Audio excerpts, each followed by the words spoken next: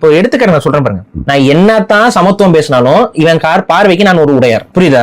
என்னோட செயல்பாடு அதெல்லாம் பார்க்க மாட்டாங்க. இவர் ஒரு உடையாருங்க, இவருக்குன்னு ஒரு இதை நம்ம உருவாக்கணுங்க, அவ்வளவுதான். இப்படி வச்சு சொல்லி விட்டுருங்க. இவர் ஆதிக்க சமூகங்க, அதனால இவர் ஆதிக்கத்துக்கு ஆதரவா பேசுறாருங்க. எந்த இடத்துக்கு ஆதிக்கத்துக்கு நான் ஆதரவா இது வரைக்கும் பேசியிருக்கேன். இப்படி பேசினா எப்படி நம்ம ஒன்னா பயணப்படுவோம்? அப்படிலாம் பேசவே இல்லை. ஆனா பேசாம இருக்கும் பொழுதும் நம்ம பல முறை சமத்துவத்தை உறுதிப்படுத்தி சொல்லும் பொழுதும் இங்க ஒரு பிரித்தாளும் சூழ்ச்சியை கையாளுறாங்கல்ல, இதை கையாளாதீர்கள் தான் சொல்றோம்.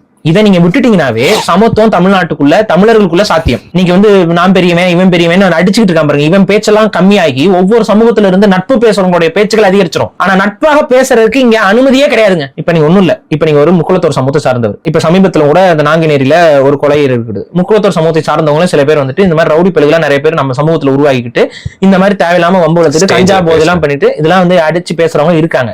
ஆனா அப்படி அடிச்சு எதிர்த்து தன் சமூகத்தவர்களே கண்டிச்சு பேசினாலும் கூட அது இங்க யாரும் பெருசா பேச்சு பொருளாக்க மாட்டாங்க. மாறாக நீ உனக்கு என்னப்பா, நீ இப்படி பேசிடுவ, நாங்க தானே சாவுறோம் அப்படிமா. அதுக்காக என்ன சொல்ற? சரி பேசத்தானே முடியும், என்ன பண்ண முடியும்?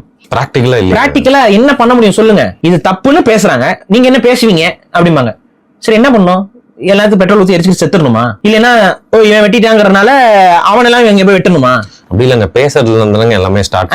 ஆனா பேசும்போதே லாக் பண்ணுவான். நீங்க சமத்துவம், இப்ப நம்மளாம் ஒண்ணுப்பா, உன் வீட்டுல பொண்ணு கொடுப்பியா, உன் வீட்டுல பொண்ணு கொடுப்பியா, இது பாருங்க. நீங்களே ஒரு சமத்துவமா பேசுறப்போ வெட்டி விட்டுறது, முட்டுக்கட்டை போட்டுறது. இல்லன்னா உங்க வீட்டுக்கு பொண்ணு எனக்கு கட்டி கொடுப்பியா?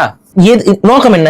அதை ஸ்டார்டிங்லயே அந்த சமத்துவ பேச்சு இருக்க கூடாது. அப்பதானே அந்த பாலிடிக்ஸ். அப்புறம் கேவலப்படுத்துறது, அடுத்த சமூகத்தை கேவலப்படுத்தி எழுதுறது, அடுத்த சமூகத்தை இழிவுபடுத்தி எழுதுறது, இதெல்லாம் தொடர்ச்சியா பண்றது. இதுக்கு யாரை உட்காந்து கொம்புசி விட்டுட்டு போனா இந்த திராவிடம் பேசுறவன். நீங்க நல்லா நோட் பண்ணி பாருங்க, திராவிடம் பேசுறவன் அவனுக்கு சாதியத்தை வைத்து ஏற்றத்தாழ்வுகள் பேசக்கூடாது. ஆனா அவனுக்கு என்ன பண்ணுவானுங்கன்னா சமூகத்திற்குள்ள பகை கருத்தியலை விதைச்சுக்கிட்டே இருப்பாங்க. மாங்கா சாதிமாங்க. எதுக்குடா மாங்கா சாதிங்கிற? ஏன் வன்னியர் சாதினே சொல்ல வேண்டியதானே? எதுக்கு மாங்கா சாதின்னு அந்த டெர்மினாலஜி கொண்டு வர? ஏன்னா இவன் பேசுறதை கேட்டு வேற யாராவது ஒரு தமிழை அதையே யூஸ் பண்ணணும். அப்ப ஆட்டோமேட்டிக்கா என்ன ஆகும்னா அது இனமா போயிடும்.